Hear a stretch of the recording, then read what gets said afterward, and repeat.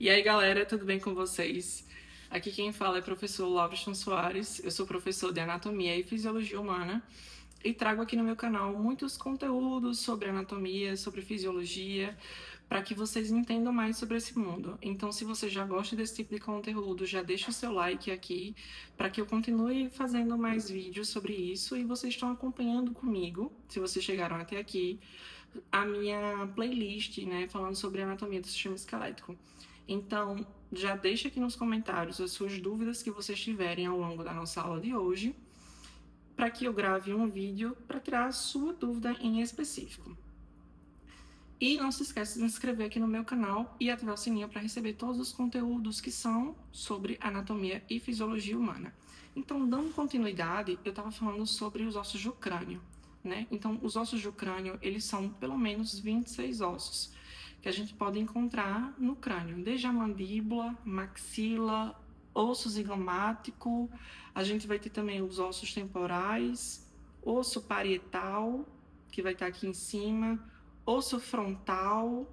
Aqui na região de trás a gente pode encontrar o osso occipital. Então, são vários ossos que a gente pode encontrar, incluindo nas extremidades mais internas, né? Como uma conexão interna que a gente vai ter aqui é com o osso etmoidal, o osso esfenoide e o osso frontal, né? Ah, como é que eu posso ver o osso esfenoide? Ele vai ter um formato de borboleta, onde você só vai conseguir observar o osso esfenoide, por exemplo, se você observar as estruturas internas do osso do crânio, né? Então, a gente vai conseguir observar que todos esses ossos, eles vão ter forames. Aqui a gente, como eu falei para vocês nas aulas anteriores, a gente vai ter o forame mentual, o forame infraorbitário, aqui nessa região próxima à pálpebra inferior. A gente vai ter também o forame zigomático temporal, que muitos de vocês esquecem da existência dele, mas esse forame zigomático facial, ele tá com um pequeno espaço para a saída dos nervos, né? Para essa região mais temporal das proximidades aqui. Então, a gente pode observar que nessa calota craniana, a gente vai ter o osso frontal, na calota craniana, osso parietal e osso occipital. Esses ossos, eles vão ser separados através de suturas. Na região aqui da frente, entre o osso frontal e o temporal, a gente vai ter a sutura coronal. Aqui no meio, separando o osso, os ossos, na verdade, parietais, que a gente vai ter um do lado direito e outro no lado esquerdo.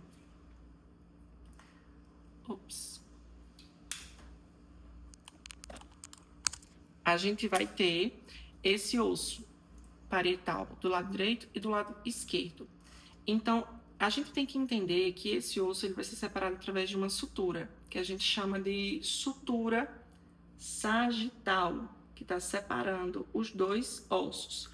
Lá embaixo, onde vai ter a conexão entre o osso occipital e o osso parietal, a gente vai ter uma sutura, que é chamada de sutura lambidoide, né? Onde ela vai separar o osso parietal e o osso occipital. Então, a gente pode observar, né, quando vocês forem olhar as ilustrações que são correspondentes ao osso esfenoide, que ele tem aquele formato de borboleta, e nele vai ter vários forames, como o forame oval, forame redondo, forame lacerado. E esses forames estão situados em determinadas estruturas desse osso, justamente para que haja a saída do nervo trigêmeo, né? Por exemplo, o forame oval, o forame redondo, né? Justamente espaços pelos quais vai sair um dos nervos que são oriundos do nervo trigêmeo. Para quem não sabe, o nervo trigêmeo é um dos 12 pares de nervos cranianos, que é justamente esse nervo que vai garantir os aspectos tanto sensoriais como motores da região da face, né? Então, vai ter esses pequenos espaços que são pequenas aberturas no próprio osso esfenoide, justamente para que esse nervo ele consiga alcançar as estruturas, por exemplo, da boca, né? Porque esse nervo ele vai alcançando ali as estruturas da cavidade bucal até conseguir da mobilidade, por exemplo, mobilidade é o quê? Da mandíbula, da língua, né? E também a percepção sensorial, que é também um dos requisitos importantes para que a gente tenha a captação, por exemplo, do sabor e, consequentemente, também emitir uma resposta sobre aquilo que a gente está conseguindo ter percepção, né? Na região do nariz, a gente vai ter todo esse tecidozinho aqui, é cartilagem, né? O que é correspondente às estruturas ósseas do nariz. É somente isso daqui, tá? As demais estruturas que são correspondentes ao nariz, a gente pode escrever apenas exclusivamente como cartilagem, certo? Que é também vascularizado e etc. Ah, mas fulano quebrou o nariz.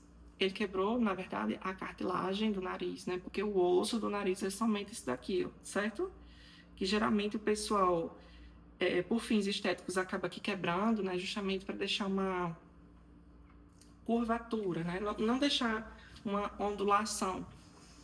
Então, a gente pode observar que a mandíbula, ela também vai ter vários acidentes anatômicos, né? A mandíbula, em especial, como eu falei para vocês, tem alguns acidentes anatômicos, mas ela também tem um acidente anatômico que é justamente proveniente do canal mandibular, que é justamente a área pela qual o nervo alveolar inferior ele vai penetrar, né?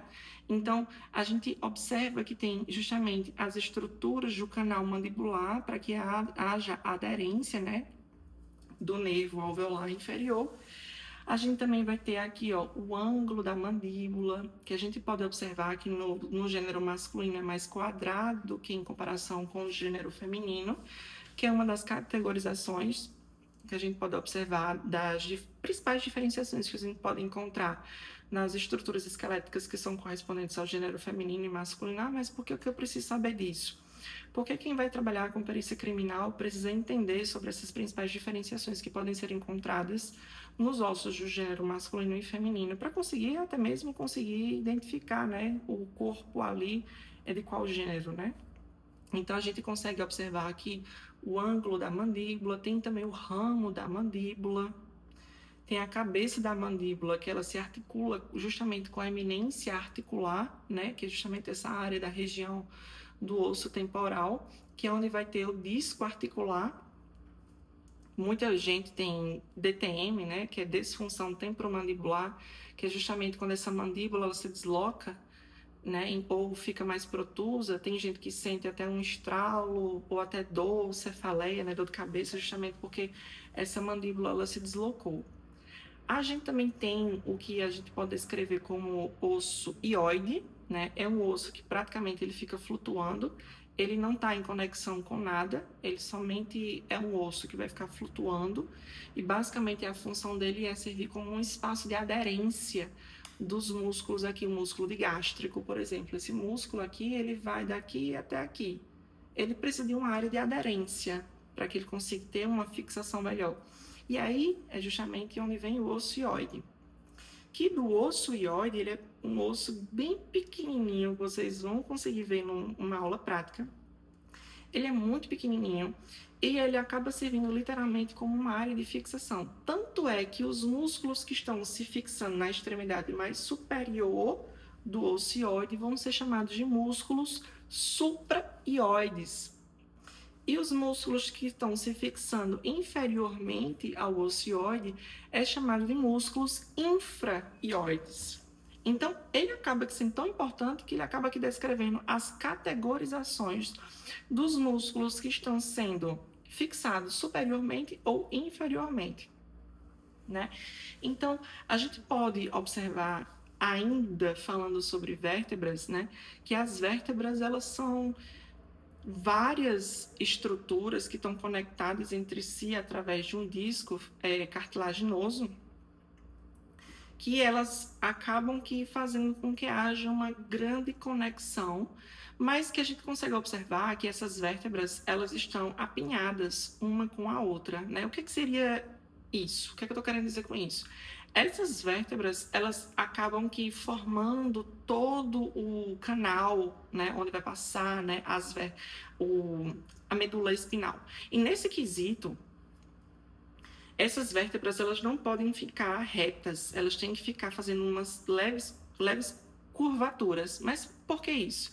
Porque é justamente através dessas curvaturas que consegue fazer uma distribuição do peso, da carga do corpo, né? Então, se as vértebras elas fossem totalmente retas, consequentemente a coluna vertebral seria totalmente reta. Então, se você fosse levantar, por exemplo, um sofá, você iria ter o peso sendo direcionado apenas e exclusivamente para uma região do corpo e, consequentemente, iria favorecer uma fratura muito rápida naquela região. Na região aqui dos membros superiores, a gente vai ter aqui atrás a escápula, o húmero, aqui a gente vai ter o rádio e a una. O rádio e a una, elas estão separadas, né? São ossos diferentes. Mas acaba que tem um espaço onde vai ter a presença de uma membrana. Essa membrana que a gente descreve como uma membrana interóssea faz com que haja conexão entre esses dois ossos, né? Já que a gente vai ter aqui dois ossos e esses dois ossos eles precisam estar conectados. Então, nesse quesito, a gente vai ter a membrana interóssea. Depois a gente vai ter os 8 ossos do carpo, aqui ó, os ossos do carpo, os ossos do metacarpo. Quantos ossos do metacarpo a gente vai ter? 5, né, que são correspondentes a 5 dedos. Então, a gente vai ter as falanges posteriormente, e essas falanges elas vão ser subdivididas em falanges medial, proximal e distal, né? Que são 3 falanges para formar o dedo. Então, aqui nessa região da mão, como eu falei para vocês, tem 8 ossos. Ah, mas quais são esses 8 ossos? A gente vai ter o que a gente descreve aqui como trapézio, trapezoide, capitato, amato, pisiforme, piramidal, semilunar. Então, esses 8 ossos que vão estar aqui, eles estão se articulando entre si. Mas como assim eles estão se articulando? A gente vai ver em aulas sobre articulações que existem 3 categorizações sobre as articulações. Existem articulações que vão ter ali o principal viés em fazer com que haja uma aderência entre um osso e outro. Existem articulações que permitem uma leve movimentação e existem articulações que permitem uma supermovimentação. E nesse quesito aqui, a gente está vendo uma articulação que somente tem a função de deixar os ossos mais fixados entre si, né? Permite um determinado movimento, mas não é um movimento amplo.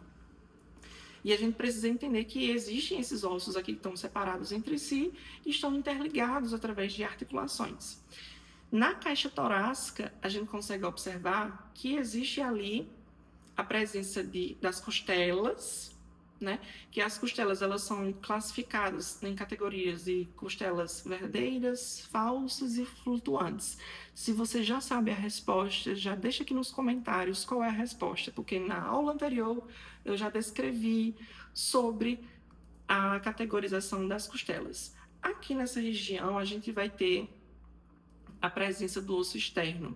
Esse osso externo ele é subdivididozinho entre manúbrio, corpo do osso externo e processo chifoide, que é justamente esse processo chifoide é justamente a estrutura mais inferiorizada desse osso externo, certo? E todos esses ossos, eles acabam se aderindo entre si para formar a caixa torácica, desde as costelas, verdadeiras falsas, osso externo, e até mesmo a própria clavícula. Ah, mas por que eu tenho que formar uma caixa torácica? Justamente para proteger o coração e o pulmão, que vai ficar dentro dessa caixa torácica, né? Então, a gente pode observar que essas estruturas ósseas, elas têm uma finalidade. E nesse quesito, a gente vai entender o que seria o periósteo. Na próxima aula, vocês já se preparem que a gente vai falar um pouco sobre as estruturas dos ossos e uma delas vai ser o periósteo. Então, se você está gostando desse tipo de conteúdo, já deixa aqui o seu like, não se esquece de se inscrever aqui no meu canal, compartilha esse vídeo com aquele seu amigo que está precisando de uma aula de anatomia humana. Então, um beijão. Não se esquece de ir acompanhando as próximas aulas para você ir recebendo todos os outros conteúdos. Até a próxima videoaula. Beijão aí para vocês.